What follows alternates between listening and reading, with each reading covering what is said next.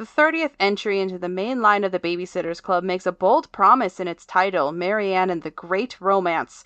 Because I was promised something along the lines of Jane Austen, I was disappointed when I got neither romance nor greatness. The real story revolves around the dynamics between best friends after an irrevocable change. That's a worthy exploration in itself, but with a title like that, I wanted to swoon. I wanted to feel my heart flutter. Instead, a pretty cool woman marries a pretty dull man with no explanation as to why that pretty dull man can bag that pretty cool woman. It's like showing up to a girl's lunch, but your friend brings her new fiancé unannounced and he's berating the waitress for having blue nail polish. She's apologizing for him and swearing he's not usually like that, but you know better. He's that disappointing. This is Rereading My Childhood, The Babysitters Club number 30, Marianne and the Great Romance by Anne M. Martin. Dawn and Marianne's single parents have been dating each other, and the girls talk about it for almost 50 pages before the proposal finally happens. In those 50 pages, we never see Mr. Spear in any romantic context. Instead, we are treated to his various pointless rules for his daughter. No saying hey, no interruptions, which seems to imply that Marianne can't have a dialogue with him, and she must wait a full 3 seconds before she can speak. No doing your homework with another person without permission, and finally, no nail polish besides clear, and even then, Marianne had to ask for permission. What would make a woman want this man? He's not even kind to his daughter. What makes Mrs. Schaefer think he'll be kind to her? Where is this man's romantic side? Luckily, none of these questions are answered. Did I mean unfortunately? No, I didn't. It's lucky for you, because I'm telling you right now, and you don't have to read a 120-page kid's book to find out the answer. Lucky you. Marianne cooks his food and asks him about his day, so his daughter is more like a wife he can fully control than his ridiculously responsible daughter.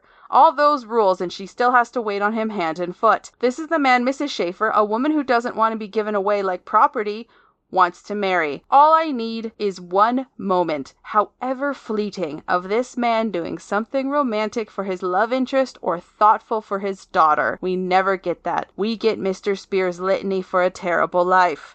Stony Brook must be a dearth of single men, and Mrs. Schaefer must need the money. Otherwise, why is she marrying anyone? Maybe she wants to harvest Mr. Spear for his body parts. Do we know if they're the same blood type? I guess she could sell the body parts and spend the money on a great future for Marianne, who will get to live with none of the constraints and free to make her own nail polish decisions. While this is going on, Marianne must contend with a massive change. At first, the prospect of having a sister excites Marianne, but when she realizes that she has to move away from her childhood home and that Mrs. Schaefer doesn't love Tigger the same way as Marianne, the changes seem insurmountable. The predictable life she is accustomed to is crashing around her, and her phlegmatic father's demeanor provides no comfort. This is a more interesting point of view that should be explored in further detail, but it'll have to wait. There is no resolution. It's just the last page of the first part, which is to be continued in the next book.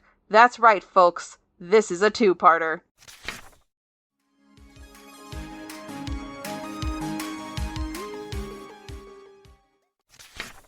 So we're going to do something different today. I read The Babysitter's Club number 30, Marianne and the Great Romance, and it's about sisters. So I thought I'd bring in my sister. Wow. Say how. It's me. This is my sister Alyssa. Yeah. So, what do you know about the Babysitters Club? I know that they're a club of tweeners that take care of kids that have a fairly successful business, but you can only get a hold of them if you call at a very specific hour during the week. And they're somewhat diverse, if not a little tokeny. Not in the books. Oh, wow. Okay, not in the books. I do remember Claudia. You've seen the Netflix TV show. I've seen the Netflix TV show. I saw the movie, the old one that came out a long time ago with Rachel Lee Cook as Mary Ann. I recently watched that movie. It's not very good. It doesn't hold up? No, okay, so Rachel Lee Cook and the girl who plays Christy are all pretty good. Everybody else is kind of an atrocious actor. Oh. Oh no. What about it? Like, is it? And I hate to say it, especially Claudia. Claudia is quite possibly one of the worst actresses I've ever seen. Yeah, that's... I just remember they got the that first girl who looked Asian, and then they, hired her. What sticks out from what I remember from that movie is when she, I think she made some sort of art installation out of a bunch of forks. And That's what I remember from that movie for some reason. Is they're like, Claudia's so creative, she does art, and I was like, that's pretty cool. And then the art project she did was like a bunch of forks all stuck together in like some sort of like globe type thing, because I don't know why, but for some reason that art project really just like stuck in my brain. I was like, you can stick a bunch of forks together if you want to. Must have inspired That movie me. ends with them doing a rap. Oh no, I don't remember the rap. I don't know why I don't. And remember it was like, we're the Babysitters Club, and we're here to say we love kids Oh. in a special. Or no, like, don't say that. But like, don't say we love kids in it a ends with special way. Look, I couldn't think of anything. Do I look like Megan the Stallion? You think I'm gonna come up with some No. sick rhymes? I love you, but you don't look Exactly. anything like Megan the Stallion. No. Nor do I sound like her. Okay. So every single Babysitters Club book has like a perspective, a first-person perspective, and this one is Marianne's perspective. Marianne is the shy one. I remember she of the was your group, whose favorite. father is like, she right, was my as a favorite. kid. As a kid, my favorite one was Marianne. As an adult, she is not my favorite one. Who's your favorite as an adult? Mallory. Interesting. Yeah, I think she's a better character, and she spends less time fighting with her best friend. Marianne spends most of her time fighting with her best friends. It's very Gossip Girl. of her. Also, she's also incredibly psychotic, too. Like, Marianne is, like, secretly incredibly psychotic. Really? She's like, I'm having a bad day, so I'm gonna read the scene where Beth dies in Little Women. And I'm like, to make What? herself feel better. And I'm like, well, cool way to make yourself feel better. How does that make you Yeah. you feel better knowing that some character died? I don't know how, but that's what she does in Marianne's Bad Luck Mystery. She's like, was having a really bad day, so I'm gonna read the scene where Beth dies in Little Women to make myself feel better. And I'm like, why don't you just listen to a happy song? Yeah, or like usually, I mean, I get it because I was kind of a sulking emo for a long time. I would argue that I still am one, but I'm usually not like, I'm more interested in like, oh, these people share the same experience as me. These people are also kind of like sad. That's why they wrote a sad emo song about it, not like pretty cool that this lady died. You know? Oh, I can hear that thunder. Yeah, well, oh, you heard that thunder? Okay, Yeah. I'll keep it in. Because you know it's spooky. Because I got a wedding episode, and nothing is spookier than a wedding. Ooh, contracts. Okay, so Marianne is hanging out with Dawn Schaefer. Dawn Schaefer is one of the other babysitters. She's from California, and that seems to be her only real personality trait. Hey, people in California here too. They're like, oh, I'm blonde, just like a typical Californian. And I'm like, most Californians aren't blonde, but whatever. Yeah, I don't know I don't know that many around here. A lot of people dye their hair. Yeah, I dyed my hair. Not blonde, but it's still dyed. Well, you're not in California. That's true, I'm not in If you're in California. California, it'd have to be blonde. All right, so Marianne and Dawn are having a movie festival, or their own little private movie festival, where they're just watching old Haley Mills movies, because they're the world's oldest Thanks for teenagers. specifying. I thought they were putting on like a full jury selected one. Just these 12-year-olds renting out an auditorium. You know, showing you some of the best Oscar shorts. The Babysitters Club would, though. I'm sure that's an episode where they will hold a film festival, a Stony Brook Film Festival. Oh man! So they're watching a bunch of like the old movies, like The Parent Trap, not the Lindsay Lohan version, like the Haley Mills version, and like That Darn Cat, not the Rachel Leah Cook version, and Moon Spinners. I have no idea what that is, but I didn't know they remade That Darn Cat. I only knew of the Rachel Leah Cook version. I didn't know there was another one. Well, there must be. Anyways, they talk about Dawn's house that's supposedly haunted. It's not, but supposedly it's haunted. Why do they think it's haunted? Because Dawn's got a secret passageway that goes from her bedroom to the barn in her backyard. And that constitutes a haunting. There's an extra door, so they think it's haunted. Yeah. I kind of love that. Mm-hmm. Anyway, so then they talk about each member of the Babysitters Club in excruciating detail for pages. Just pages. Oh, I love this. Especially because, like, you probably have read about them already, because what number book is this? 30, plus not including super Yeah, specials. you've had 29 books to figure out who these people are, and she's like, listen, in case you forgot. Were people really picking up just 30, maybe? You know, actually, Like- when I was a kid, the first one I read was the Babysitter's Club Super Special number, like, 12 or something. Because you gave it to me, because you handed me the book and said, I think you'd like this, and then, because you actually read a Babysitter's really? Club book before I did. Yeah, you read a Babysitter's Club book before I did. I did? Yeah, and then I don't remember that. you bought it from I was like, I don't care about this bullshit, and then I gave it to you. Yeah, what happened was you bought the book at a Scholastic Book Fair, because it was shiny, and it came with a necklace, and then you read it, I and you're remember like, a shiny necklace book. yeah, and then you read it, and then you gave it to me, you said, I think you'd like this. And then I read it. And it was the Babysitter's Club Super Special number 12, The Babysitters Remember or something, which is just... That could mean anything. That could have meant I read it and didn't like it. That could have meant I didn't like it. I didn't read it. Because I don't remember anything about it. I do remember a shiny book, though. I don't know if you read it. I'm just going to be honest. Or maybe you read it, you just didn't care. But I ended up... That was the first one I came in. And I don't know what the first one was after that, but... I'm like literally in a book club and I'll read the book and not care. I feel so bad. I'm like, am I supposed to like books to be in this book club? Because apparently I have distaste. 3 out of 5. All of them get a 3 out of 5 from me. Well, I'll go through all the members for you. First of all, there's Christy. Yes, please. There's Christy. She has... she's in 8th grade. They're all in 8th grade except for Mallory and Jessie, but okay. Marianne has to tell me that. She has 3 brothers who are in high school, or 2 are in high school, and David Michael's only 7. And then they His live name's in a David different place. Michael? Yeah, her little brother's Like named together? David Michael. Yes. Sam and Charlie are her 2 older brothers. One's 14, one's 16. And then there's David Michael, who's 7. That's too many names for the poor kid. Yeah, It's very confusing. Yeah, they don't call him David. They don't call him Michael. They don't call him, like, DM or something. They call him David Michael. Nope. That's too much. And then her mom was divorced and she got married to a guy named Watson, who has 2 kids named Karen and Andrew, who are annoying. I don't like them. Some people named Karen and Andrew annoying. Yeah, they're very annoying. They're they're very annoying, and I don't like them, but one is 6. One is 6. Oh, 6. I thought you said they were and sick. 4. No. They're like, they've got leprosy. They're so annoying about it. Take me to the hospital. Like, man, I wish my mom never got remarried.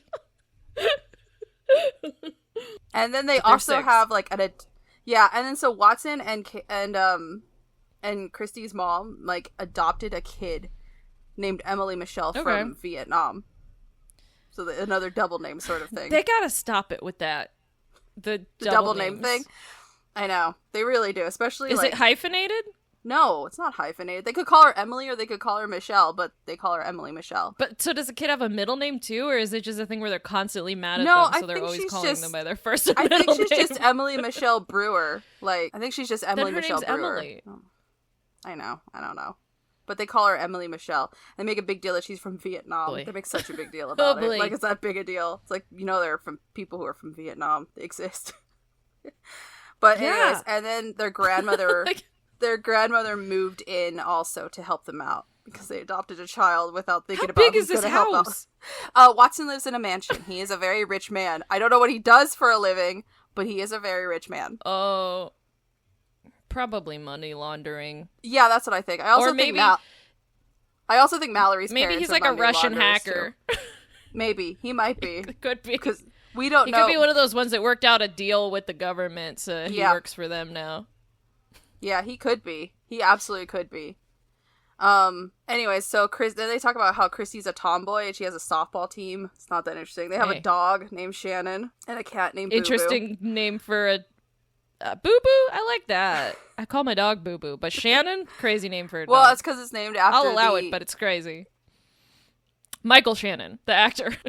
No, it's because it's named after the other BSC member named Shannon. They named their dog after a friend? Yes, because she gave them the dog. because her Oh, dog... jeez, I thought you were going to say because she died or something. Well, actually, their previous dog died, and then Shannon, the human, had a dog who had puppies, and she gave one of the puppies to Christy, so they named the dog Okay, Shannon. she wasn't just like, I don't want this dog anymore, you take it, and its name is like Rover, and they changed it to Shannon. No, the so name they of can the dog remember was... where they got it. Shannon's dog is Astrid of Grenville. Okay. Yeah. That sounds fancy. She wears turtlenecks. That's what... Or it says Christy wears turtlenecks, not the dog. They specify that she wears turtlenecks? Yes, they specify. She always wears the same kind of outfit. Blue jeans, a turtleneck shirt, a sweater, well, not in the summer, of course, and running shoes. Sometimes she wears a baseball cap with a picture of a collie on it. Does she wear the turtleneck in the summer? She doesn't wear the sweater in the summer. But No, it says, well, does not she in wear the summer, turtleneck of course. No, she doesn't wear the turtleneck in the summer. She's not that much of a psychopath. All right. All right, and then we have Claudia, who's the vice president, and Christy dresses like that old picture of The Rock from like the 90s, where he's got the turtleneck and the chain. Yes, and she does. Like, oh, that's the one where that's her vibe. Where he said that everybody thought he was an undercover cop. Yeah, that's the one. But he's like, I think he's like a teenager in that picture or something. Yeah, he's probably like 14, but he looks like he's 27. Yeah. That's how I'm gonna imagine Christy throughout this whole time. All right, and then we go on to Claudia, who's an artist, and she wears cool clothes. Like, she was wearing layers. A shocking pink tunic over a white shirt with pink and yellow umbrellas printed on it. Over the tunic was a wide, low-slung yellow belt with a pink plastic buckle. The shirt, but not the tunic, was tucked into a pair of black knickers, and below the knickers were yellow stockings. I like it. She's dressed like Weird Barbie from the Barbie movie. She also has to tell us that she's Japanese and that her hair is really shiny, and she puts ribbons in it. Oh boy. And she has dark almond-shaped eyes and a super creamy complexion. Ugh. Creamy? The fuck does that mean? I don't know. That reminds me of the coffee packets that I drink in the morning, because I get this one particular San Miguel Filipino packet coffee, and on the cover it says "so creamy." It's like a picture of it. All that means is that they put like milk in it in the packet. Oh, that's it. My ramen says creamy broth on the front. Ooh, is it creamy? It's okay. It's fine. It's just the Costco ramen. I've never had creamy ramen, or ramen that I would describe as creamy. You don't want cream in your ramen. I wouldn't consider the ramen creamy, but it says creamy on the front. It says a creamy broth. All right. With chili oil. I feel like if you have creamy ramen, you did something weird. Yeah, you probably didn't put enough water in it. Or you put like milk in it. I don't know. To me, they cream is milk. They bring up Janine, who is Claudia's older sister. She does not factor into the plot. They also bring up Mimi, who is Claudia's grandmother, and she's dead, and she does not factor into the plot, as much as I would love that. Wait, they brought up a dead relative about Yes. Claudia. They were just describing Claudia, and they're like, by the way, her grandma's dead? Uh-huh. That's cold. Yeah. That's like if I introduced myself and was like, by the way, all my grandparents are dead. So is my dad. Anyway, nice to meet you. Anyways, they talk about how much Claudia loves junk food. Dead grandmother was more important, I guess. And that she has bad grades. I don't know why I needed to know that. A little rude. A little bit rude, yeah. So then they talk about Marianne. Marianne talks about herself, how she's the secretary of the club. Okay, this is self-reporting. I'm excited for this. What does she say about herself? She's like, I'm not crazy at all. I didn't read the scene from Little Women where Beth dies to make myself feel better. She talks about how she looks like Christy, but she's a couple of inches taller than Christy. Okay, brag. And that if Claudia's fashion sense was a 10 and Christy's was a 2, I guess I must be about a 6. Wait, what? What? Why is she That is that's such a weird burn on her turtleneck friend who looks like The Rock. Yeah. That Christy's fashion sense is a 2. Although, frankly, jeans and a sweater is more acceptable than whatever the hell Claudia's wearing. like Right. nowadays. I mean, Claudia's one of those people that it's just like, you gotta have the right kind of personality and look to pull off looking wild, you know? Oh. Like, Christy's like playing it safe, but that's fine. She just wants to wear her turtlenecks in peace. Then she says she has a boyfriend and his name is Logan Bruno, which sounds like an Australian surfer instead of like a guy from Kentucky, but fine. He's from Kentucky? He's from Louisville, yeah. Wow. And he's got an accent. That's how they add. Oh boy. I don't like Logan. I do not like Logan. Yeah, I've seen you talk shit about Logan. I fucking hate Logan. He sucks. He's like the worst. Like of all the BSC boyfriends, he's like the one I like the least. I didn't know there were multiple BSC boyfriends. There are many BSC boyfriends. Although actually the one I hate the most is the guy who stalks Christy and then asks her out on a date. And then she's like, okay, I guess. I forgot his name, but he's really annoying. He keeps showing up every once in a while and I hate him. Yeah, that sounds creepy. Anybody on a motorcycle? I don't know. Maybe somebody shows up on a Huffy, but I don't. Oh man, if this were 2023, they would be like on a scooter or an electric bicycle. Like, yeah, get in the basket. I have a movie pass. You have to pay for your own. But I got me covered. Alright, then she talks about Stacy, who's the treasurer, and she's from New York. And that's her personality trait. Oh, okay. So she's like, I'm walking over here. Big slice of pizza. I'm going to Wall Street. She has a pierced ear. That's very great for... Just like, one? She pierced ears. Oh, okay. In case you're wondering, Claudia has one hole in one ear and two in the other. Mallory, Stacy, and Jesse each have regular pierced ears. Dawn has 2 holes in each ear, and Christy and I plan to never ever get someone to punch holes through her earlobes. That is just this amount of detail that I had never, like, I'm never on page reading 17. a story and being like... And she's like telling you about all the different piercings that they have. Yes. That's a lot of detail. These are also, I noticed these are also very like superficial details, right? She's just like laying the scene out with just like, and this person wears these kinds of sandals. Yeah, and it's not like this really matters to the plot, because the whole plot actually revolves around the Arnold twins, so we'll get to that, but like, and a wedding. What are they wearing? I guess we'll find out. I don't remember. Okay, so he talks about Stacy's diabetes, which, okay, does it have anything to do with the HIPAA plot? violation. You can't talk about that. They talk about how Stacy's parents got divorced a couple books back. Bummer. And then she moved or good back thing. to I don't Stony know. Brook with her mom. Stacy was apparently a pretty popular character, and when she left the book series, because she leaves in like 12 or something like that, I guess they wanted her back, like, as a character, so she was brought back to Stony Brook. Even though there is a book that takes place in New York but whatever. And then they talk about Dawn, who actually is important here to the plot. She's from California. She has the longest, palest hair. It's silky and almost the color of milk, apparently. Oh, that doesn't sound good. Yeah. She dresses color however of milk? Yeah, that's what it says. Almost the color of milk. Harvey Milk, the politician. The dress is... Oh, okay. Yeah, from California, where she's from. Yeah. She dresses however she pleases. My friends and I think of her style as California casual. So you should know what that is. Did she not know what Californians look like?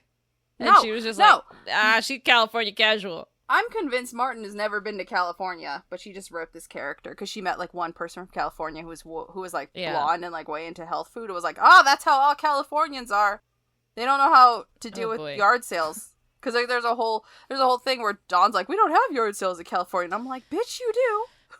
Like, what are you talking about? Like, I live in California and like everybody has a yard sale. Lots of people have yards. I feel like the only thing you really need to have a yard sale is a yard and a bunch of crap that no one wants.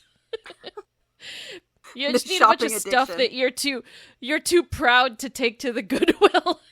And you still believe it's worth money. Yeah. It says here she eats health food and no meat, since while the rest of us, well, except for Stacy, are crabbing ourselves with junk food, and she stands up for what she believes in. Her stance is anti-junk food. I guess, yeah. Okay. What are they eating? Like, that's... Oh god, they go into it? Like, they eat, like, okay. It's gonna sound awful. Dawn's family eats a bunch of tofu, so it's, like, late 80s tofu, so I'm like, oh, mush. Oh, no. Oh, no. Terrible. That's before they squeezed it. Yeah. Gotta squeeze it. But if you get tofu at, like, a Chinese food restaurant or something, it's amazing. So I don't know how... They keep fucking it up, but that's what Dawn's family eats, and it's disgusting. It's disgusting. Yeah, that's rough.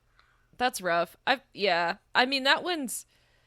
They're like, oh, we got a tofu salad, and it's like, the fuck's a tofu salad? She's just making lettuce and tofu. Shit up about what she thinks people eat in California. She's like, tofu salad. It's like, you don't need... Just because it's tofu doesn't mean you need to put it in a salad. That's wild. It is. Anyway, so then they talk about the last two members of the BSC. Finally, there's Jesse and Mal, and they're 6th graders, and they're only 11. But honestly, they act more mature than the other ones. They're Jesse and Mallory. They don't fight with each other every fucking book. They've never had a fight, actually, so far. So that's why I like them the most. And they just, like, show up and be responsible, and, like... They're better at getting along, it sounds they do. Like. They get along better than the rest of them. Like, Marianne is in constant fights with both Christy and Dawn, including this book. So interesting. Yeah. Is it just a lot of personality? That's because Marianne's kind of petty. Okay, so Marianne's petty, and I remember the one of the only tropes I remember from it was that Christy was bossy. Yes. Everybody said she was bossy. Well, it's just that she takes her club too seriously. It's a business. It's a business where they make that hustle $3.50 lifestyle. Hour, where they make $3.50 for the first hour and then $1 for each subsequent hour. Calm down. That's a wild way to price it. That's their pricing schedule. You get a discount for... Oh my god, that's so funny. I didn't realize that was their pricing structure. Yeah. It's $3.50 for the first hour and $1 for each subsequent hour. That is like, if they priced a karaoke place like that, you would easily go out of business because someone would be like, the first hour is $3.50, and then like the subsequent hours are a fraction of the first hour. How much is $3.50 in 1989 is worth how much now? $8.61. So the first hour is $8.50. Let's just say. Okay. And then how much is $1 in 1989? $2.50. So it's $8.50 for the first hour, $2.50 for each subsequent hour. That's so okay. How about this? So $8.50. You said it's $8.50 and then $2.50. Yeah. Okay. So say I'm a terrible parent and I'm gonna leave for 16 hours. So $2.50 times 15. Okay. So the first hour is $8.50, and then the rest of it is $37. So they made $46 if I hired them to watch my kid for 16 hours. That is a crazy way to price. That is so crazy. She should have taken it more seriously, and the price is better. That is amazing. This is I love that's the best news I've ever heard is the Babysitters Club pricing structure. Oh man, God, no wonder people are like, yeah, I'll call them at a weird time. They're criminally undercharging for their services, and they make it better if you get them for a long time. It's probably cheaper to just have them like stay the night and pay for the hour and then start up and come back the next day. Oh man. All right, sorry. Sorry about that. I love figuring out the math on that stuff. That's fun. Where the fuck was I? Oh, okay, Mallory. Mallory and Jesse both read horse stories. Okay. They're both the oldest in their families, although Jesse's family's significantly more reasonable than Mallory's, because Mallory's the oldest of like 7 kids. Okay, that's a lot of kids. Yeah, and 8 kids, I think, because it's 7 plus Mallory. Yeah, a lot of kids. And Jessie just has 2. Becca and Squirt are her 2 younger siblings. That's it. So they're like normal. And then they have to bring up that Mallory is white and Jessie is black. Can they coexist, you know? What? Sorry, that's like a wrestling Jessie, trope. Can they coexist? Better than everyone else, apparently.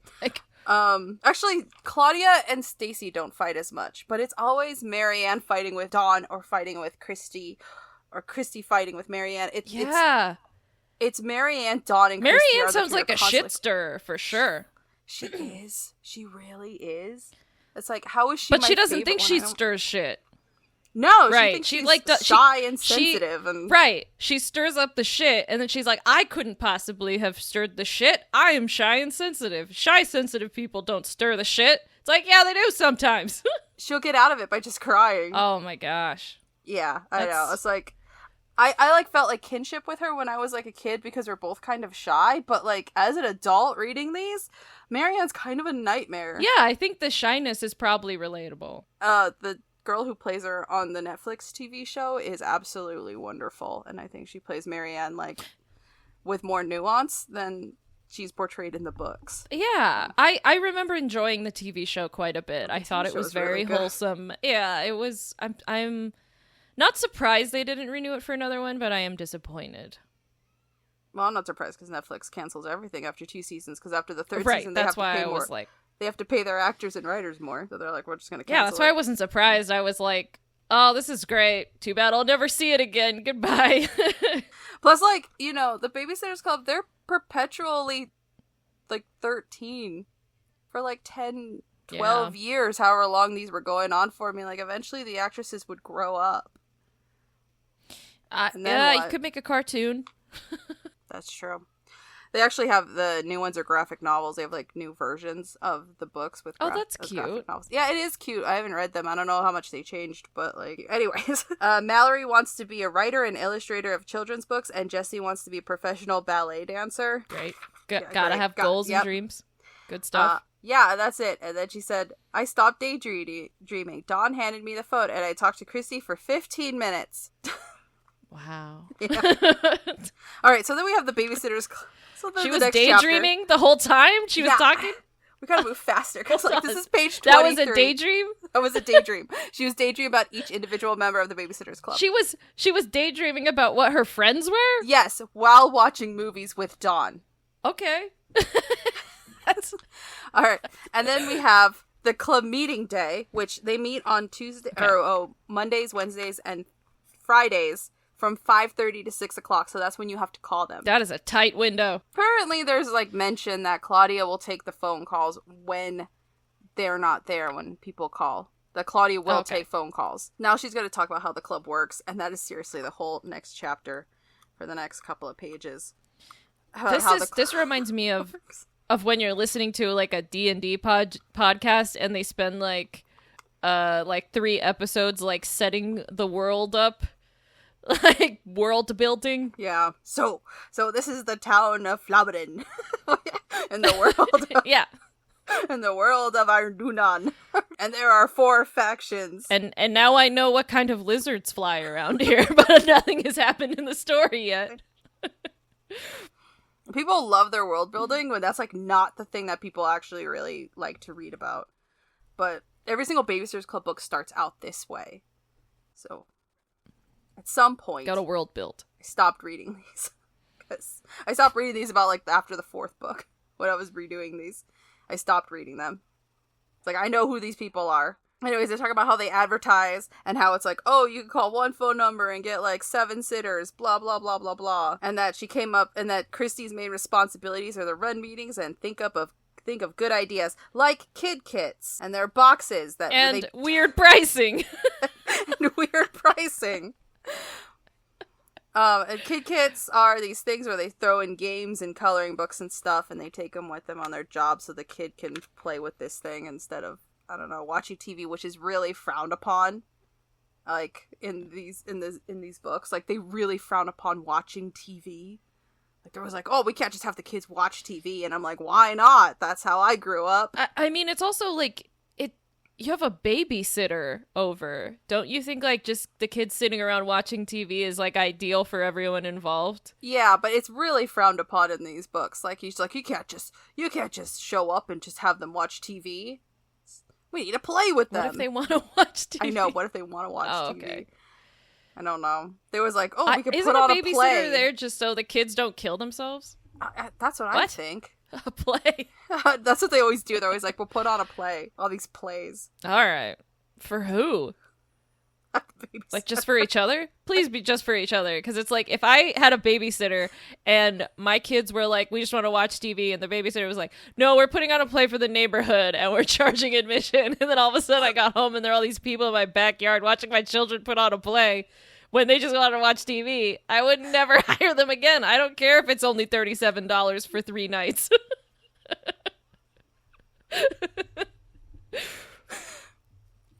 Anyway, so there's a Babysitter's Club notebook. Claudia's the vice president because she has the phone. Marianne takes care of the record book. Stacy's job is the treasurer because they have dues every single week. I don't know. Oh, they have to pay into it. Yeah. Of course you do, because you priced everything weird.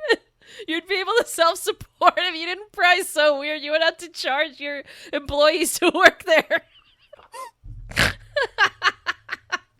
This is crazy.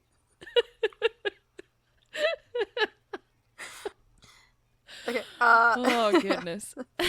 Well, they have to pay. It's the like an dues so MLM.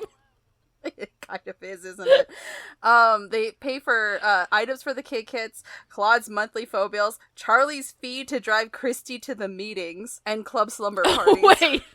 Yeah. Wait, hold on. She gets a per diem for travel, but nobody else does? Yeah, because she lives outside of Bradford Court, which is like the subsection of Stony Brook that they live in. Oh, I see. So they all live in the same area except for her, and so they like bus her in and pay for her travel. Basically, okay. Yeah. And then they have to pay for their own slumber parties. I guess. I can't imagine how costly their slumber parties would be. They don't seem to be that They're just costly. buying junk food. Well, except for that like Dawn. 2 people can't participate in. Yeah. Yeah, there's one where they throw a party for Stacy and they make a mention that she gets her, it was like it's her birthday, but they made like a special extra cake for, oh no, it's not her birthday, it was her going away party, but they made an extra special cake for Stacy just to have by herself that was sugar free, while everybody else got a normal cake. That's a little weird. So it really is. And then, like, to mention that there's, like, we made sure to get an extra cake for Stacy because she can't eat sugar. That's lame-o over here who can't eat sugar. Yeah, she's gonna I die if we give her sugar. I guess I could see, like, the author trying to be like, look how nice they are by alienating her a little bit. It's like, here's your crappy cake, even though this is your going away party. The details in these books are so funny to me because some of them are things that I would just never be like reading a book and I would have a question about. You know, not unless it related to the plot. But Stacy's diabetes does not come up in this book, but we know all about it. Yeah, is it just so like kids could read it and then someone would be like, there's a kid with diabetes, and then like a kid reading it would be like, cool, me too, and then feel all right, and then it never comes up again. That's great. But there are books where it kind of comes up, like ones that are centered around Stacy. But the thing is, like, the weird thing about her thing is that where it's like a plot point. Yeah, but she like never checks her blood sugar, so I don't know if she's. Like, you never see her. No, check it's her like blood it's sugar. like you never see him go to the bathroom. You know, it's like one of those things, right? Like there's never a but she makes such a big deal book about where it. someone's taking a fat dump.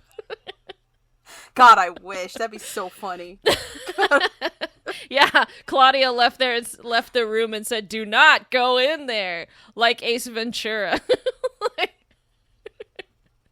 A timely reference.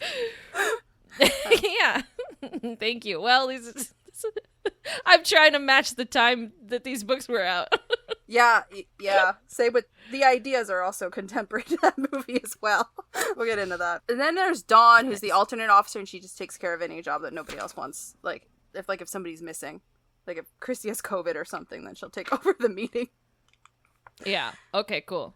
And then Mal and Jesse are junior She's, like, officers. on call. She's on call, yeah.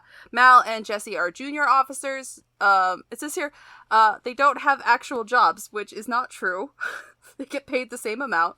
But they're junior officers. Yeah, but Marianne says Jesse and Mal are junior officers, don't have actual jobs. But they're not allowed to babysit at night yet, unless they're taking care of their own brothers and sisters. But they're great help to us because they can handle lots of afternoon and weekend jobs. They can't handle nights because they're a year younger?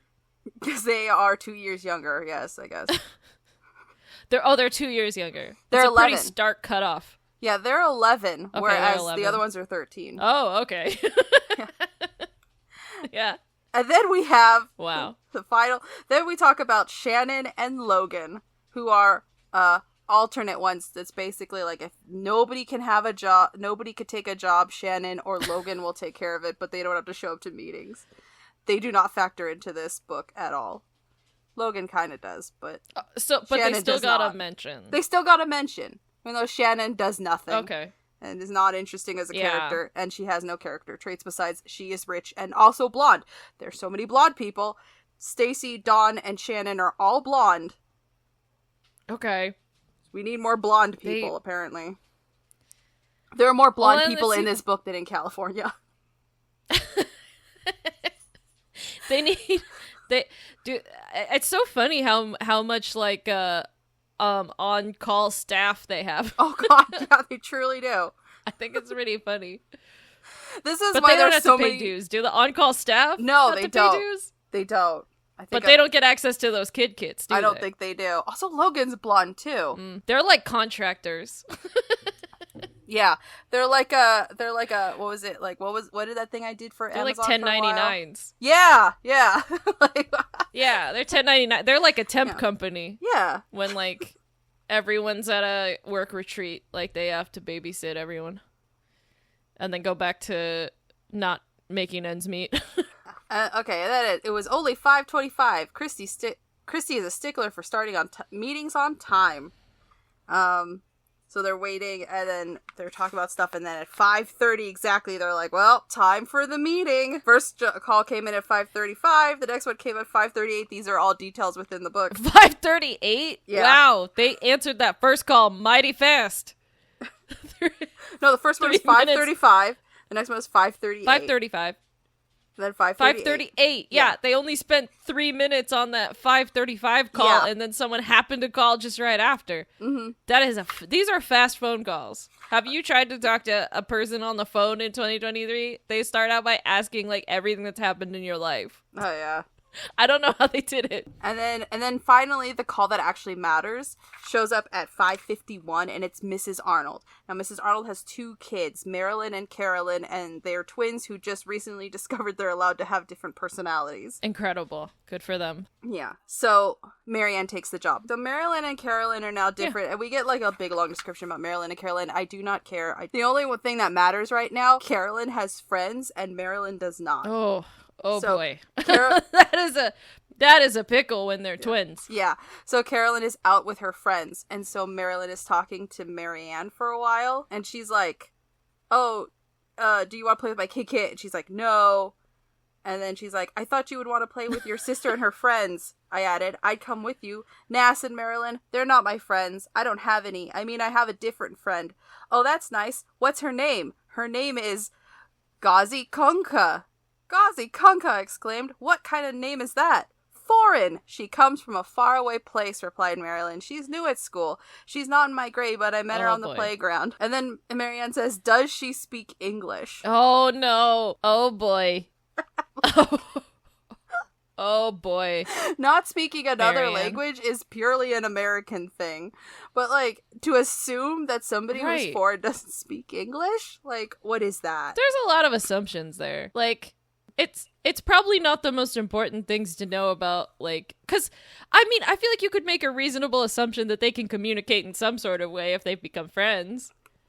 And, like, even theoretically, if they do, if this friend didn't know English, maybe they had like a interesting rapport, or they could like write back and forth. Yeah, her name was also Ghazi Kunga. Yeah, I don't know what the author was going for there. Here, let me see if Man and Martin actually wrote this one. Okay, she did. It also says it's for the IRS. It's for the IRS? Oh, somebody wasn't paying taxes. Well, let's be real. She doesn't know that much about math, considering how she had those babysitters price that shit.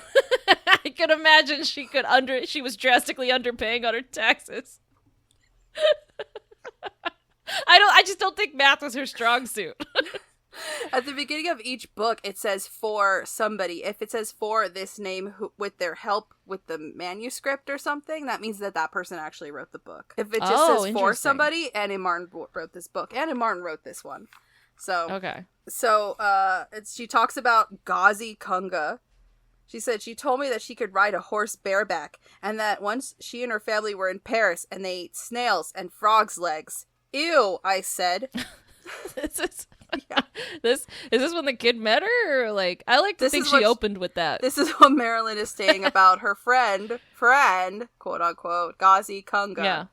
She said her friend was on the plane and a man. Is this a full name or Ghazi Kunga is the full name. Ghazi is the first name. Kunga is the last name. Okay, Ghazi. Okay, I couldn't tell if this was like a really long first name or like two different. Maybe she's got like two names, kind of like Emily Michelle and David Michael. It's Ghazi Kunga. I mean, yeah, in this world, I would believe it. Once Ghazi and her family were on a plane, and a man said he was going to hijack it. It turned out he was only fooling, but he got arrested anyway. The plane made an emergency landing in Brazil,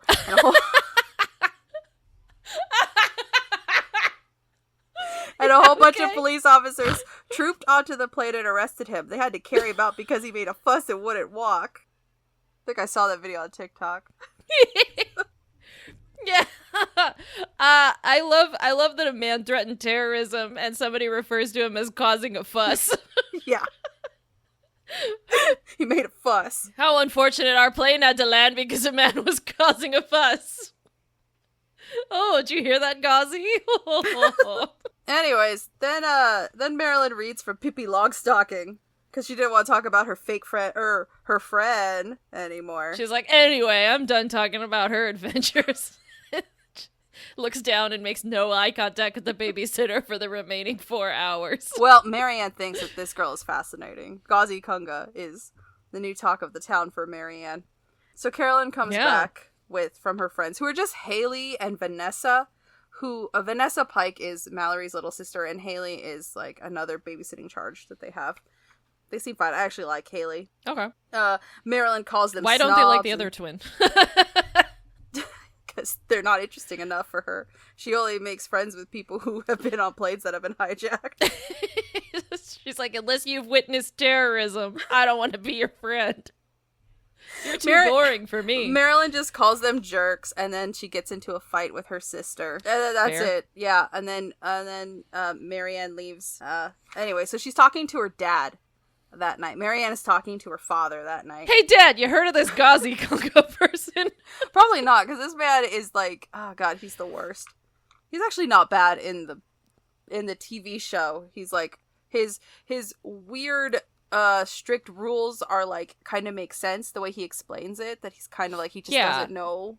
He's more ignorant, whereas in the book his strict rules are just to like maintain some kind of control over his daughter, so that people don't look down on him because of the way his daughter acts. Boy. Yeah, it's so bizarre. And he asks if Dawn wants to come over or whatever because he has a surprise, because he wants to make a surprise party for Dawn's mom, because Dawn's mom and Marianne's dad have been dating, which is gross, but whatever.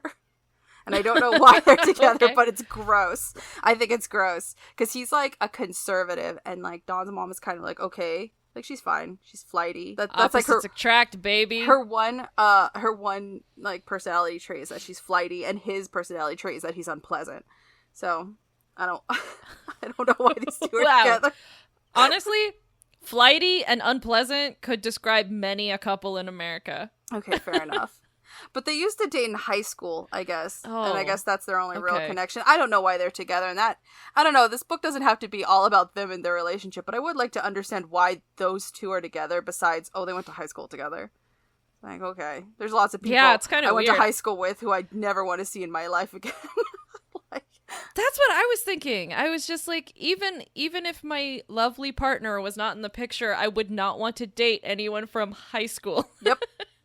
Yeah. I cannot think of anyone from my high school that I would be like, would like a shot at that title. Absolutely not. Yeah, well, apparently that's really the only thing that they have together. But so her dad's like, well, I want to surprise Mrs. Schaefer. I don't know her first name. I'm going to call him Mr. Spear and Mrs. Schaefer. Okay, sounds good. So that's why he has Marianne bring Dawn over, because they want to plan a little surprise party for her birthday. She's turning 44 or 42. Hold on. Either way, the number that they said, I was like, oh God, like I'm almost that age. I feel. Yeah, I know. It's like 40. When you said 40, 43. 42, I was like, oh, okay. She's 40. She's turning 43. Yeah. And I was like, oh my God, that's like, what, like 7 years from now for me? 6? I don't know. Yeah. Whatever it is, but it's like an insane number. I was like, oh my God. And they're so middle-aged. I don't know. Maybe I just don't like parents. Well, people were older back then. Here's the thing. Like, if you look at a 35-year-old I'm a 35-year-old person in 2023, but if you look at a 35-year-old person in like the 90s, you would just they would just look so much older because everybody like smoked and stuff back then, and so everybody like aged so much faster. Yeah, okay, I guess. don't know. Maybe I'm just justifying myself because I'm as old as Dawn's mom now. Well, it's like if you think about the math, it's like, oh, she had Dawn when she was like 28, I think. That's where the math would work out to, right? That or makes 29, sense, yeah. Maybe Something like and that. the thought of having like a 6-year-old at my age, I'd be like, oh my god, ew. Like, she was like 30 when she had Dawn. It's like, that's not unreasonable, but like, no, it's not. That's perfectly fine. but I had a friend who got pregnant in high school. Like, it's not out of the realm of possibility. Maybe that's just, Of maybe course it's 'cause not. as my mom says, you never really grew up. That she told me a couple months ago when I showed her all my nobody stickers. grows up. You know what I mean? I showed her all my stickers. She's like, what did you buy? I said stickers. Showed all these stickers, and she was like, you never really grew up, did you? I'm like, well, I don't know what to tell you. She said the same thing to me because I think I was also messing around with some stickers when she was over here. She said that I didn't grow up. I think she just hates stickers. Why would I hate stickers just because I turned 18? Like, oh, I'm 18 now. Have to hate stickers. Stickers are cool. I'm too old for stickers now. I'm like, what? Are you kidding me? Stickers is cheap fun. I just think people are living longer, and that means the whole timeline of life is expanded. So people are having kids later. People are growing up later. You know? That's why I'm like, I'm around the same age as her, but also I probably am less tired than she was at her age. She's tired because I'm sorry, all she Dawn's eats is mom. tofu and lettuce. She needs more nutrients. Yeah, that'll make you tired. So later, Jesse babysits for Matt and Haley Braddock. They play sardines. Love it. Is that when you just try to stuff people in a room? Oh, you're in luck, because Anna Martin describes what sardines is. Oh my god, tell me everything. Have you ever played that game? Quote, have you ever played that game? If not, this is how it goes. It's a version of hide and seek. Okay. Only you have one hider and all the other players are seekers. When a seeker finds a hider, he doesn't just win that round of the game, he hides with him. The next person to find the hiders hides with them too, and so on until one seeker's left. That seeker is the loser and starts out the next round of the game as the hider. The tricky thing when you're the hider is finding a big enough hiding space in which a whole lot of people can fit. Thank you for explaining. I guess you're just sardines is. Sitting. You're just. Everyone's sitting on the couch. One time I played Sardines when I was a kid and nobody found me for a really, really long time, so I left, got my friend, and then told her where to hide. Or, I don't know, maybe nobody was looking for me, but... or it could be that I had just such a great hiding space, nobody could find me. And you were the hider. I was the hider. Was there some confusion and someone else thought they were supposed to be hiding, and then so they all just found the other person? Just 6 kids all hiding. And they didn't know who was the hider. Yes. I think if I were babysitting, I don't know if I would encourage hiding-based games, right? You have a point there. It seems like that's an easy way to lose a child. That's like your whole job is to keep an eye on them, and you're telling them to go to a place where you can't see them? Maybe I'm neurotic. No, you're right. Also, like, if you were the babysitter, you're like, well, I'm gonna go hide. Like... Yeah, like, what? Okay, we're gonna go do bad things because you're no longer watching us. You never thought about that? No, it didn't occur to me until... I would clearly be a terrible babysitter, because I'd be like, yeah, sure, go ahead. I just think of how conscientious I tend to be with stuff like that, and if somebody entrusted me with their kid, I wouldn't be like, find a spot where I don't know where you are. So there are pages and pages of them hiding and playing hide and seek there's this sardines game. Jeez. For pages with the other Pike children. Funny. This has nothing to do with the other plot. This has nothing to do with the 2 plots that are going on. There are 2 plots going on. There's Dawn's mom's surprise birthday party or whatever. Wedding that is on the cover is not in yet. Not even mentioned yet. And the Arnold twins. Those are the 2 plots. All right. That sardines thing has nothing to do with any of that. Anyways, Marianne's back at the Arnold. They're arguing. It doesn't matter. Marianne. Cool. Marianne says, to try and get them, like, hey, let's play this game I invented. She made her own board game. Like on Dragon's Den, like Canadian Dragon's Den, there are so many people trying to sell their own custom board games. Marianne comes in with her custom board game. Yeah, she explains it. It's called Marianne's Game of School. You roll the dice and have to do things like take extra gem or go to the principal's office, or here, if you land on this square, you get straight A's and you can move a whole 10 spaces. The object of the game is to make it from September all the way to the board to June.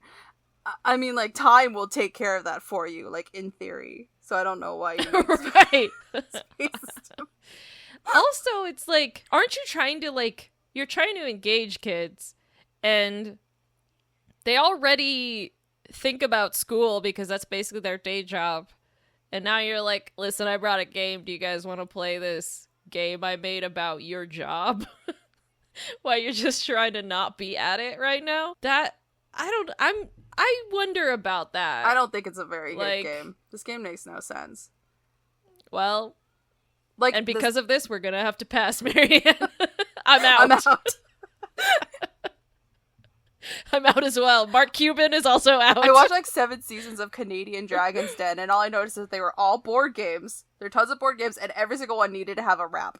And I'm like, that's the difference between the American Shark Tank and like Canadian Dragon's Den. American Shark Tank does not have as many board games or raps. They do have worse people though on the panel. So raps? It's sort of a trade-off. Like what do you? Oh, you mean when they introduce the item, they like rap? I thought it was like a rap business or something. No, like a car rap? No.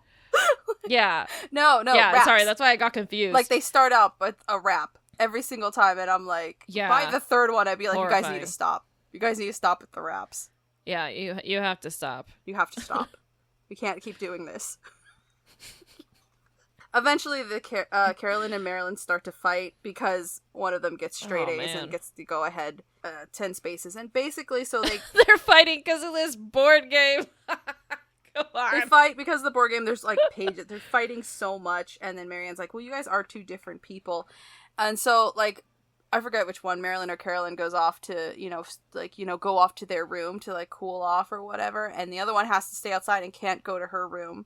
They're like, we demand separate rooms, like, to their parents. Because that might actually just be their problem, that they're sharing a room, and they, they're already trying to become individuals from one another, and the fact that they have to share a room means, like, they're still tied in some way to each other. They can't like break free from one another. Yeah. To an extent, I mean, and honestly, yeah, all these fucking houses, all these fucking middle class houses, are huge. So they probably do have a spare bedroom. Yeah. They probably call it the sewing room or some stupid shit like that. So it's like, yeah, just move them into. Yeah. Okay. So we know that Marilyn's not gonna go sleep in a shed or something outside, right? Like, well, she's not in a tool shed. We'll give you a puff tent in the backyard. Yeah. They're like, you could sleep in the RAV4. Like, this poor kid. You don't want a room with your sister. You're sleeping in the Buick. So that does it work? Do they get the separate rooms? Well, we'll find out because now it's the it's the dinner party for Dawn's mom. Okay. Oh, for Dawn's mom, who's our age. Dawn got to wear a flowered dress from the Laura Ashley store out in Washington Mall and flat blue shoes. I had to look up what the hell Laura Ashley is. It is still a thing. They sell pioneered woman dresses. Like, dresses that I think, like, Sister Wives would wear. Or, like, that cult where they all, like, wear. I've seen it. Yeah. Cult clothes. I've seen Laura Ashley. Yeah, I think they have it at, like, Macy's and stuff like that. I didn't know what it was. I looked it up, and I'm like, this is pioneer woman clothes. Was she trying to get a sponsorship or something? Like, what is with these plugs? I love these pioneer woman shirts. I love one for myself. Where can I get it? Oh, at the Washington Mall? At this Washington Mall. Somewhere in the book it says, say Ann M. Martin for 20% off your final purchase price. Just like, use my offer code. Click on my Amazon affiliate links at the back of this book. And Marianne gets to wear nail polish. She had to ask her dad permission first to wear nail polish. Weird. He said she could only wear clear, so I'm like, okay, so no nail polish, but okay. Yeah, that's just like tidy nails, I guess. Yeah. Shiny nails. And clear. Basically, they trick Dawn's mom into showing up by saying that, like, her boss is gonna give her dinner or whatever, and instead it's Dawn, Marianne, and Mr. Spear. And who would that work for? It worked Come for over, Mrs. your Schaefer. boss is here. Mrs. Schaefer's nuts. Basically.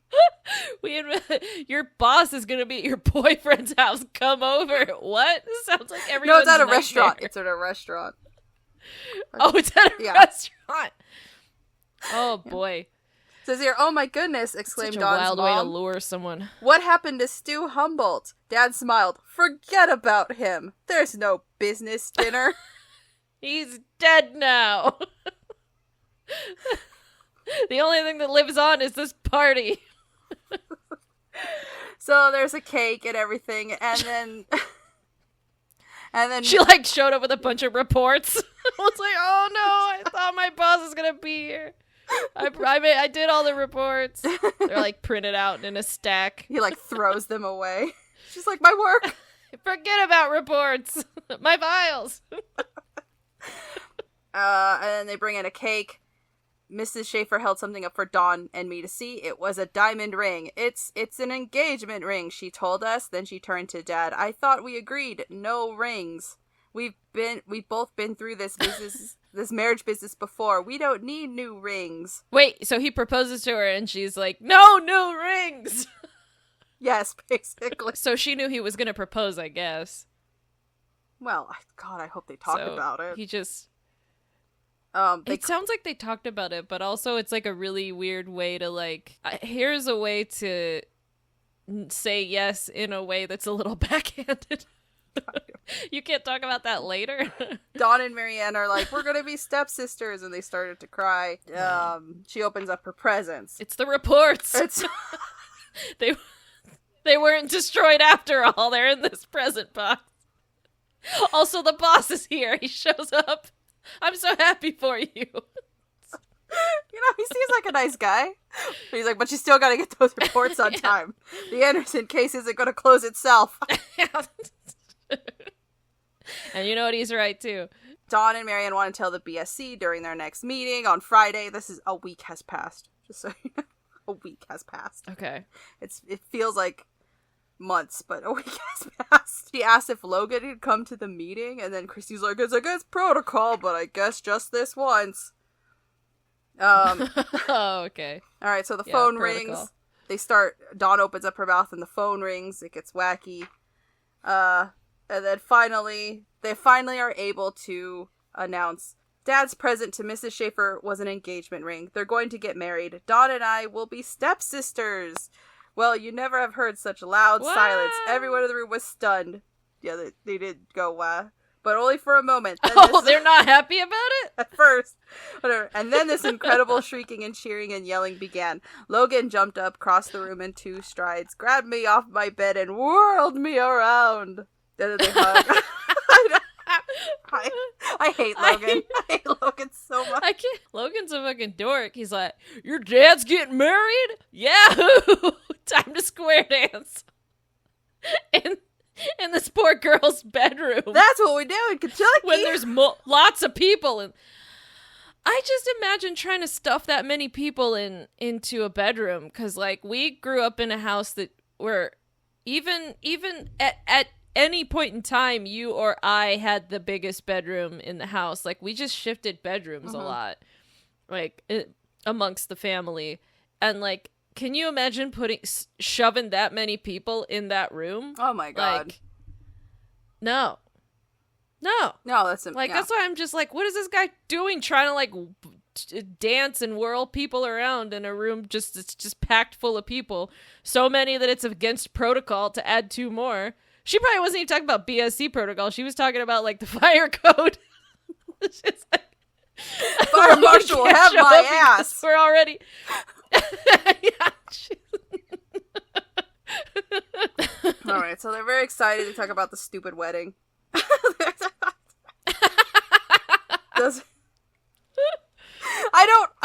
don't like Mrs. Schaefer and Mr. Spear together because I don't understand it. It doesn't make sense to me. I mean, I don't want the whole book to be about them and their romance. I don't want a middle grade novel about the romance between 2 middle-aged people. But I just don't understand it. I don't like it, and I don't understand it. So I don't really like it. Yeah. And I don't like it. It seems like it's just very convenient for the author that it's just like, these 2 people, I wrote them to be single. Ta-da! Yep. We'll just, so we could consolidate some houses here. So Christy babysits for her younger sisters, or Karen, Emily, Michelle, and David, Michael, and Andrew. Do they get paid for babysitting for their relatives? They do. That's a funny racket. Yeah. Okay. Oh wait, maybe it's just Karen. That's and like Ellen the time and I tried to sell my services. I tried to sell my services to Mama as, like, doing chores around the house to get money when I was, like, in college. Oh, in college. Not when I was in college. It was, like, sad, and I was just trying to put off getting a new job. Then I was just like, I just gotta go get a new job. Christy finds a mess. Karen's like, Emily Michelle did it. Turns out Karen did it. She apologizes to Emily Michelle. Brutal. That's it. Rough. I guess it's back to, like, the whole sisters thing. And how, like, Marianne and Dawn don't realize, like, what it can mean to become sisters. You know, because they're gonna have, you know... Means you're gonna blame people for your messes. Means you're gonna blame somebody else for your messes. Yeah. Well, it means, like, you know, potential fights and stuff like that, you know? Like, you know, sisters fight. We had fights. Our fights were stupid. Yeah. I just remember our fights included, like, if I was mad at you, I would take, like, all your bed sheets and stuff and put them into a ball on top of your bed. And I did the same thing. Yeah. It was very much like, oh, man, now I have to, like, pull it out to use it later when I go to sleep. I know. They go get matching bridesmaids dresses. Well... I mean, I picture, like, and Dawn doesn't, like, agree with the dress. It's like, I pictured myself in a long, pale pink dress with a lace collar. Maybe a straw hat would look nice, too. Because it's 1842, I guess. A straw hat? Straw hat. A long, pale dress with a lace collar and a straw hat. And what? That's what she wanted as her bridesmaid's dress. And Dawn was like, no. You don't really get to do a lot of that stuff, though, if you're a bride. Oh, first of all, do they know they're bridesmaids, or are they just making assumptions? Yeah, they're going to be bridesmaids. And number 2, not right. Yeah. Right. Well, wouldn't Marianne be on her a groom's groom's bride? I don't know. Oh, she'd be like the best man on the. I don't think he would do that because the man party. I don't think she would do that because it's stupid. Also, they're making a lot of assumptions about having matching bridesmaids dresses because Mr. Schaefer and right, that was another thing too. Yeah, they're gonna be bridesmaids, but they're not gonna get matching dresses because they actually opt for a smaller wedding. Oh, I see. Yeah, because, like, usually I feel like when people are, like, bridesmaids, like, depending on how bridezilla your friend is, or your mom, I guess, in this case, won't they, like, pick a dress and everyone has to just, like, buy that dress, whether it's flattering on them or not? Yeah, but, I mean, that's not really the way it goes anyway. So it's like, I don't know, I was just like, why are they picking out their own thing anyway? Like, what are they trying to do? So are they mad they're not gonna match each other now? No, they're mad that they're just not gonna get new dresses. They're like, just wear your Laura Ashley dress. Okay, all right. It's even pettier than I thought, I guess. Yeah, so they get some they call it Imperial Vegetables Oriental is the name of the restaurant that they eat at, because apparently even the Schaefers can find something to eat there. Eggplant and garlic sauce, which actually sounds good, but Marianne thinks that sounds gross. And then sweet and sour pork for oh my God, Marianne and her dad. I know. Eggplant and garlic sauce actually sounds kind of good, but whatever. They all have Chinese together. And they gush about the wedding, and then their mom's like, "No, we're not gonna do that because, like, they're like, oh, you're gonna have a tux and like a 4-tier cake and all this kind of stuff." And then they're like, "No, we're adults. We're not gonna spend." What do all you think that we're made of money? Which they might be. He's a lawyer, by the way. I don't know what Don's mom does, but I know that Mr. Spear is a lawyer. Well, I mean, they might not want to spend the money on a bunch of stuff like that. They're like, they want to go to the Rita's bridal shop at the Washington Mall. Again, second mention of the Washington Mall. Mention Anna Martin for a nice discount. Dawn wants a beaded veil. And they're like, basically, no. And besides, they have to... They're like... Why does she want to wear a veil to someone else's wedding? I don't know. But Dawn asked for a beaded veil. They're like, no wedding at all. And then her dad says, "We want to be married by the justice of the peace in a civil service in the courthouse. We want you girls and Jeff there. And then we'll go..." Or we thought the 5 of us would go out for a quiet dinner. And then Dawn does a... Who's Jeff? Oh, yeah, that's right. Dawn's little brother is named Jeff. Jeff lives with Dawn's dad out in California. Oh, okay. So he has to be just flown not in. Some guy. It's not just some guy. It's Mr. Schaefer's... Also, Dawn's dad, not invited. Yeah, he's not. But, But then they compromise eventually, and they say a very small wedding. And Dawn is weirdly insistent that it is in a church. And I'm like, you're supposed to be the progressive one. But she's like, it has to be in a church. Why does she have so much stake in this wedding that it's her parents' wedding? Couldn't you have a teeny wedding in a chapel of a church? And it's like, it doesn't matter. But, she wants... What's the difference? I don't know. But it matters to Dawn, apparently. And then they asked about, are you at least going on a honeymoon? Which you should not ask your mom and her terrible none of your business husband to be. Says, sort of, Dad answered. Your mother and I will spend the night after the wedding at the Strathmore Inn. Ugh. I don't want to know what haunted? That is. No, Dawn's house is. Why do I keep having to repeat myself on this? Okay. What if the Strathmore Inn is just Dawn's house? Like, what do they call it? We're gonna sleep in a tent in the backyard. That's their Airbnb name, basically. And then Dawn drops on Marianne that Marianne and her dad are moving out of their house and into Dawn's house, and because Dawn's like, we should share a room, even though I live in a farmhouse. That's huge. We should share a room. Yeah, why would you if you don't have to? Exactly. You got it. It's almost like they're setting up a conflict here. How big is the farmhouse? It's pretty big. It seems like a pretty big farmhouse. It was built in like 1895. And it seems big. It's enough to have several stories and like at least 4 bedrooms from what I can gather. And a haunted barn out in the back. Yeah. Anyways. That's cool. But Marianne gets very upset that she's going to have to move. And that she found out not from her dad, but from Dawn, who was like, we're going to share a room. So then she starts crying. And then she's like, what about Tigger? Like her cat. Oh, Tigger is her cat. She's like, what about my cat? And it's like, as if they're just going to leave the cat behind. Can't move with cats. Marianne is... It's the rules. The cats belong to the house. Yeah, Marianne is highly concerned about her cat. She has a job to do, though. So she... babysits at the Arnold's house, and Marilyn and Carolyn are fighting Carolyn is reading a book called Baby Island, which does exist. It is not about an island run full of babies. I'm still not sure what it's about. What is it about? I don't really know. I just know it's a real book. It's a real book, but it's not about an island made of babies or an island for babies. Baby is the name of a character. Oh. And that person has an island? I guess. I don't know. Good for them. I would never read a book called Baby Island. There's no way in hell I would read a book called Baby Island. I would read a book called Baby Island and then probably be like, I don't enjoy this very much. And then I would give it to you and be like, you might like it. Great, thanks. Starting a lifelong love of the book Baby Island.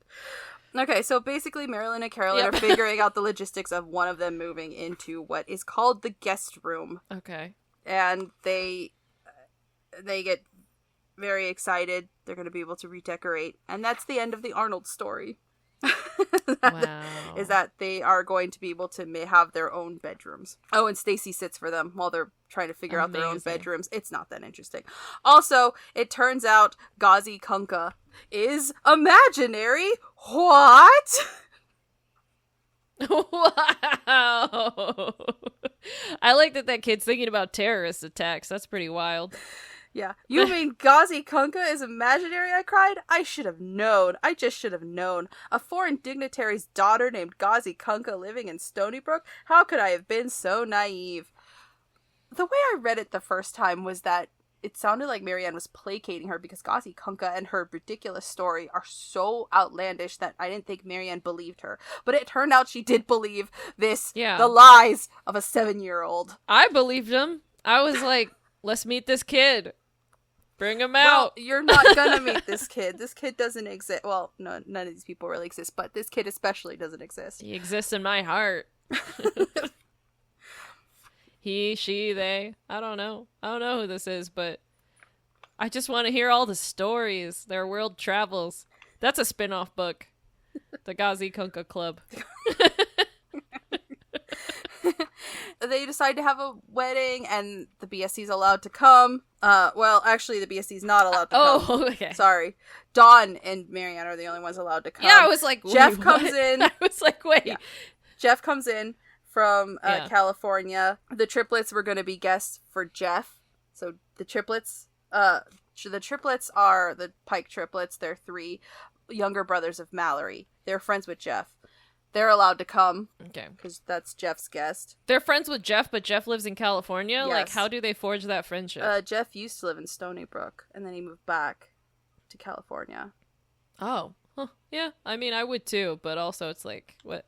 Yeah. You're gonna, alright, I guess you just stay friends with these random triplets you knew. Yeah, I guess. In Connecticut. I mean, child friendships are already pretty fraught and mercurial. That's what I was thinking. So the way that they've been able to maintain it, I have no idea, but there's a lot of extraneous details in these books. I don't need that extraneous detail. Yeah. I remember when the kid that I had a crush on in 2nd grade, like, moved to, like, Susanville or something, and we just no one ever saw him again. Yeah, that's how it works. They could literally... It was farther than Susanville from Reno. I think it was a little farther up. It was one of the Villes. He, like, moved up there, and it's like, I think... They can go from one elementary school to another elementary school, and you're never going to see them again. Yeah, exactly. That's why I'm like, what are you talking about? You guys are really... That takes a lot of work to stay in touch, I think. They have a ceremony in a church, and the triplet. They have a wedding. This is the wedding day. We're finally at the wedding day, and Mallory. Okay, nice. Yeah, and Mallory told the triplets not to laugh at the naked people on the wall and the paintings, but they still do it. It is the most interesting thing in this book. Classic. People cry. Marianne seems a little bit... Where are they having the wedding again? In a church. They ended up in a church. Okay. They did get chapel. The church. Yeah, a small chapel. With a lot of titties out on the walls. A lot of fucking ding-dongs and titties just lining the walls. Yep. There's some crying. Oh, Claude is there, apparently. It's been a while since I read this one. But yeah. And now it was time. But the thing is, like, Marianne says, I thought about the Schaefer's messy house. I thought of my room and how much I would miss it. I had just worked myself into a real crab condition when Dawn surprised me by handing me a present and saying, this is a Now We're Sisters present. It was a beautiful silver barrette. So I guess that's nice. But she is still very, very worried about how I guess Mrs. Schaefer doesn't care much for cats. And this is really bothering Marianne. Yeah, that could be a problem. Yeah. Or you could just be like, well, she doesn't hate the cat. Have they talked about the cat? They have not talked about anything. Like, yeah, it's almost as if this was poorly planned, huh? They didn't talk about, like, what they were gonna do when everybody, like, moved in together and, like, answer these questions before they moved in? Oh, they sure didn't. They sure didn't, It Alyssa. sounds like the parents didn't even tell the kids they were doing it. No! She found out from her friend. This book is about a giant lack of communication amongst so many parties who should have communicated with each other. Yeah, I mean, the parents and the kid, like, they definitely should have told the kids what was going on and when things were gonna happen and reassured them that they're not gonna get rid of their cat or whatever, and that, like, who's gonna have a room with who, and all these other things that theoretically you would have talked about, right? Yeah, like, the adults would have talked about this. Yeah, you'd think, but they didn't.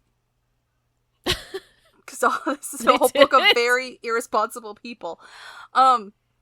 Anyways, they're gonna throw the bouquet now. They're gonna throw the bouquet, and all the unmarried women gather in the corner of the room. There was a rush for the corner. Everyone pushed and shoved. Dawn and I managed to make our way to the front of the crowd. Why the 13-year-olds are participating in this, I do not know. No! No! No? No, you don't do that. Because that's supposed to be the next person to get married, right? Yeah, That's the whole hoodoo of it? Yes. Mrs. Schaefer stood on her chair. She turned her back and tossed the bouquet over her shoulder. It was heading straight for Dawn and me. We both jumped for it. To be continued in book number 31. That's when Dawn and Marianne get married to each other. They both got the bouquet together. But yeah, that's it. That's the end of the book. It ends on a cliffhanger. It ends on a cliffhanger. Number 31 is called Dawn's Wicked Stepsister. Oh, so that's not good. It's almost like all of these miscommunications that they've had are coming to fruition. Yeah, the chickens are coming home to roost. So what'd you think? What'd you think about this Babysitter's Club book that I told you about? You know, I loved hearing all the details of, like, what people are wearing and how games work. And I'm not gonna lie, I do kind of enjoy the utter minutia of, like, it's very slice of life. Yeah, the book is 100. It's like, I want a very specific dress. It is 140 something. It's 147 pages. 40 of them could probably be cut out. Yeah, I was wondering. I was like, was she on deadline or something? Was like, I gotta get some stuff out, and then so she throws in some other thing. Because I guess this is like the whole thing was supposed to be sort of examining the relationships between sisters, right? Or like two people so learning to be sisters. Yeah, but the twins are already resolved. Right. I can't even remember what the B plot is in the next one. But the next one is about Dawn and Marianne trying to, like, navigate. It seems like living together. Right. It's the moral of the story is everybody needs their own space. That is actually kind of the moral of the story, because Dawn and Marianne in the next book move into the same bedroom, despite the fact they have extra rooms. That's hard. It really is. Even bio sisters like us, like, we did not share rooms very well. No, it wasn't the best. Even on, like, Gossip Girl, the newer season, the two main characters are sisters, and at some point they're sharing a bedroom. And boy howdy, the sister that's used to being rich, she took up the whole closet. Wait, they're bio sisters, but one is supposed to be rich and one wasn't rich? Did they just deprive one of the kids? Or? Yeah, it's different. They're half sisters. Technically, because they have the same mother, and the older sister, her dad is like a record executive who, like, made a lot of money, and then their mom left that record executive guy for this lawyer guy, and then had the other daughter, and then died in childbirth.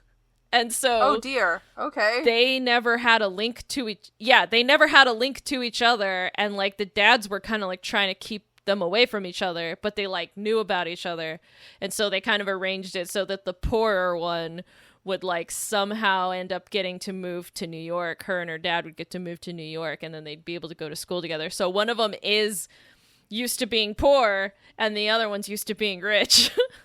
And then at some point, the one who's used to being rich has to learn how to not be rich because she decides to like move out of her dad's house and not have anything to do with him because he gets canceled for sexually assaulting people.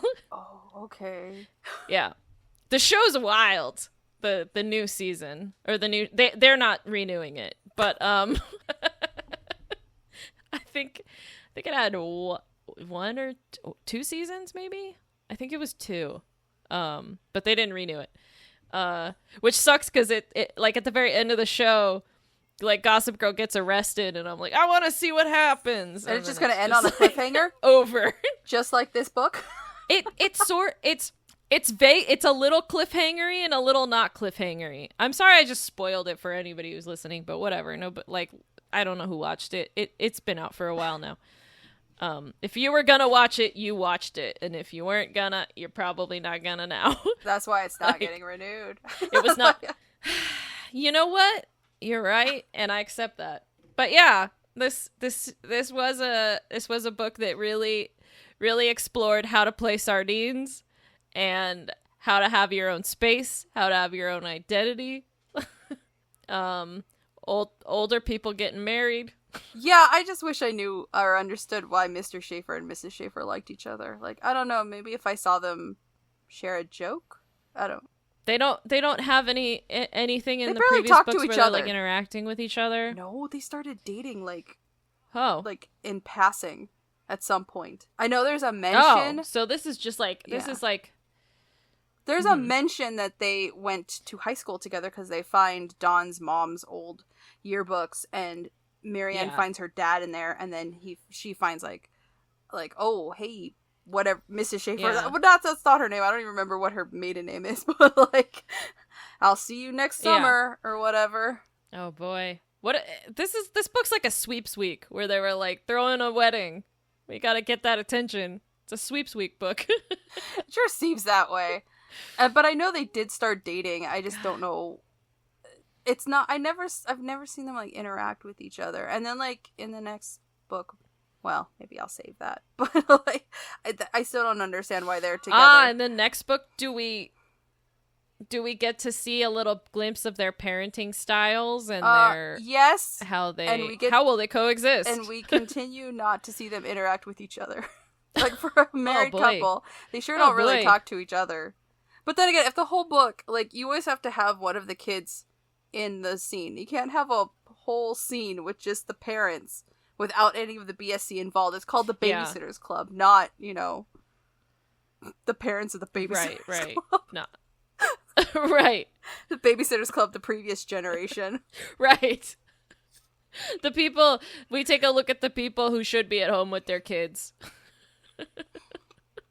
And we find out what they're doing. Why do they need so much babysitting? I don't know. Yeah, there's a lot of babysitting going on. How come Christy's grandmother moved in to help with the kids and they still need Christy to babysit? I don't know. That's a good question, because I feel like that's what, like, grandma's for, right? Yes, like, free grandma babysitting. living in. Yeah, that's like a great, like, babysitting resource if they're okay with it. Like, yeah, but no. It's Christy still babysits for her younger brothers and sisters. What part of me thinks that's like lip service. It's just like her stepdad trying to encourage, make her feel like a business person. Her like, business. Yeah, I'll pay you. I'll pay you $16 to watch your brother. I'll pay you a very silly amount. I'll pay you a really weirdly calculated amount of money to watch your brother while I'm gone. They actually make a better deal once when they did like this kid like when Mrs. Thomas, like when Christy's mom and Watson get married, they actually had like this kid camp and they made like $1,000 from doing it. Like, it was a much better deal. The pricing probably made a lot of sense. Yeah. Because they basically opened up a daycare. It sounds yeah, they did basically. And like an unlicensed daycare. And Watson pays them all like $600 or something like that, and that's the equivalent of like $1,200 today or something. I did the math Because I'm always very interested in the math. Because you always have that's... to like keep that in mind. And they're like, we get paid $3.50. It's fascinating. Well, it's also fairly cheaper than I thought it was. And $1 for every extra hour. So what is your favorite part of this book? Oh my gosh. I was really interested in the twins, honestly. I was like, how come? I just really want to know why, like, the one twin's like, I got friends, and the other one's like, I made up this weirdo. Oh God, I forgot to tell you. Like, the twins are fascinating that to me. Eventually, Marilyn eventually does make friends with Haley and Vanessa, and she gets a so separate room. Like, there was an actual beef there. Yeah, she gets a separate room. They sort of cool off a little bit. She also makes friends with Haley and Vanessa. Gazi Kunga dies. That's great. Then I'll... She was on another airplane that got hijacked. I'll miss you, old friend. She was on Malaysian Flight 314. Yeah. Gazi's so rich, she's on that submarine. God, the fate of Gazi Kunga. R.I.P.